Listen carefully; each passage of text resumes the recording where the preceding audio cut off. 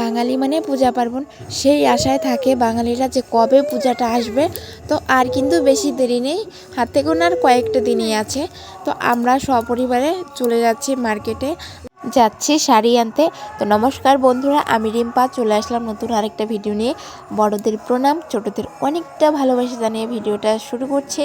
আমাদের আগের থেকে কোনো প্ল্যান ছিল না, হঠাৎ করে বললাম বড়মশাইকে যে চলো আজকে মার্কেটে যাই। ও বলল যে ঠিক আছে চলো, আমার তো কোনো কাজ নেই। হ্যাঁ, অন্যদিন ও কাজে একটু ব্যস্ত থাকে, আজকে কোনো রকম কোনো কাজ ছিল না বলে বলার সঙ্গে সঙ্গে চলে আসলাম। আমরা চলে আসলাম জোনো স্টোরে, এখান থেকে সবসময় কেনাকাটা করি। তো এবার ঢুকবো, প্রায় অনেকটা ভিড় ছিল। পূজার মার্কেট বুঝতেই পারছো যে কতটা ভিড় থাকতে হয়। তো সেই তুলনায় এখন একটু কম আছে, হয়তো আরও কিছুদিন গেলে হয়তো ভিড়টা বাড়বে। এই দেখো ওরা বসে আছে, ওদের বাড়ি কিন্তু আমার বাবার বাড়ির পাশেই। তো আমি গিয়েছিলাম, ওরা বলেছে যে তুই চলে আসলে, আমি বললাম হ্যাঁ, কারণ চেনা জানা থাকলে কত কথা হয় না, ওই আর কি।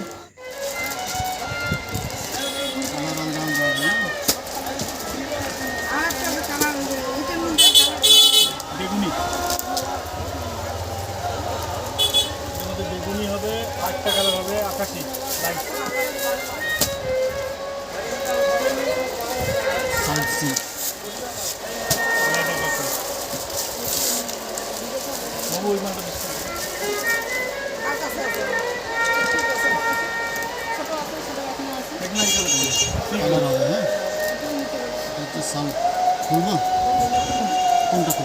কত ডিজাইনের যে শাড়ি দেখিয়েছে আমাকে, কেন জানি আমার কোনোটাই পছন্দ হচ্ছে না। এই শাড়িটা দেখো তো, মনে হচ্ছে যে প্যান্ডেলের কাপড়, আমার যেটা মনে হচ্ছে, তোমাদের কি মনে হচ্ছে জানি না। তো আমার ভালো লাগছে না, লাস্টে একটা নিয়ে চলে আসলাম। আর এরপর চলে আসলাম জুতো নিতে। এই যে দেখো, এই যে দেখো, এই যে দেখো, এই যে দেখো।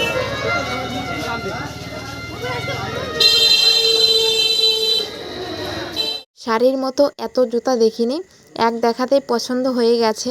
বেশি দেখলে চোখ ঝাপসা হয়ে যায়, কোনটা ছেড়ে কোনটা নেব মানে দিশা হারা হয়ে যায়। আমি নিয়েছি এই ব্ল্যাকটা, এটা কিন্তু ওয়াটারপ্রুফ। এরপর বাড়ি এসে কোনো রকম আর কোনো ভিডিও করার এনার্জি ছিল না। যাই হোক, এটা তার পরের দিন বিকেলবেলা। এখন যাব বাবুকে দেখতে। এই দেখো, শপিং মলে গিয়েছিলাম, এখান থেকে 3টা ড্রেস এনেছি। তো এই দেখো, এইদিকে হলো মানে রশি বাঁধা, বাচ্চা মানুষ তো এটাই ভালো লাগবে।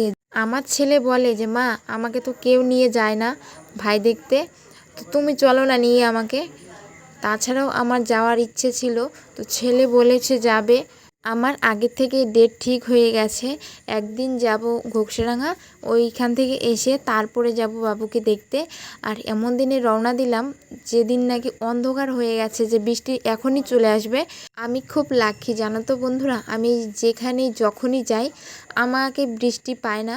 কারণ আমি যেদিকে যাই হয়তো আগে হবে, না হয় পিছিয়ে হবে বৃষ্টি, আমাকে একদিনও নাগাল পায়নি বৃষ্টি। তো আজকে যে গিয়েছিলাম ভালোই ভালো গিয়েছি, কোনো রকম কোনো বৃষ্টি ছিল না, আসার সময় ছিল না, যাওয়ার সময় ছিল না। তো চলে আসলাম বাড়িতে। তো দেখো বাবু আমার এখানে বসে আছে।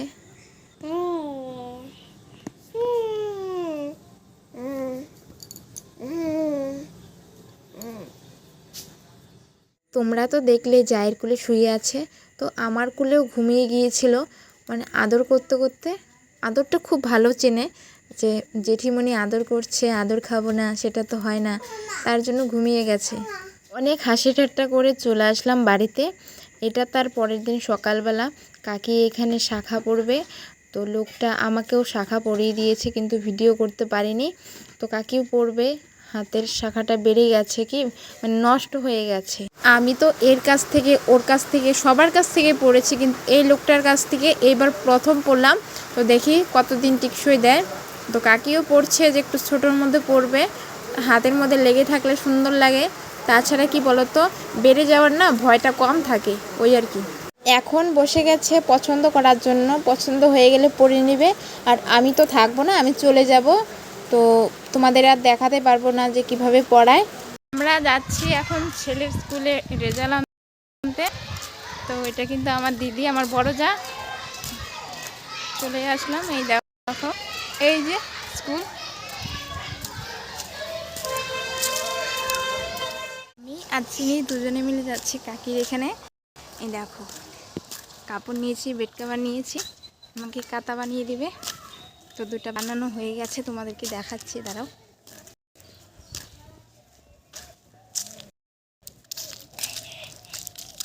এখানে কাকি বসে গেছে কাঁথা সেলানোর জন্য।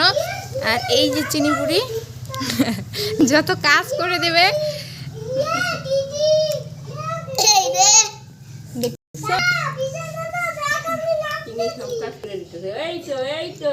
না ওইদিকে যা, এগিয়ে আসো, আসো আসো আসো আসো।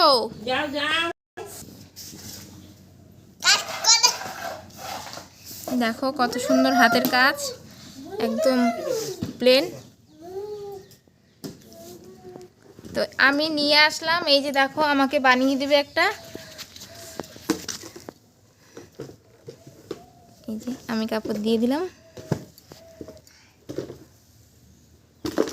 তো ঠিক আছে,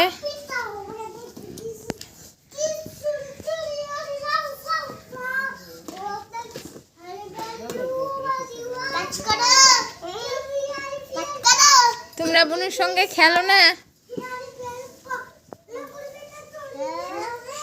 আচ্ছা সবাই কি এই জায়গাতে মজা পাইছে নাকি, বুঝি না তো কিছু।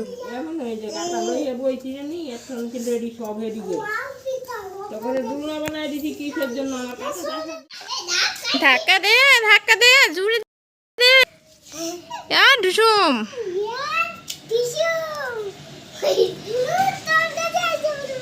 হ্যাঁ বুনুর কাছে আসা পড়বো এক ঝাপে।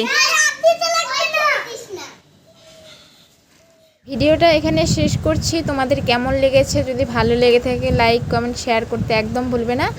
তো সবাই ভালো থাকবে, সুস্থ থাকবে, বাই।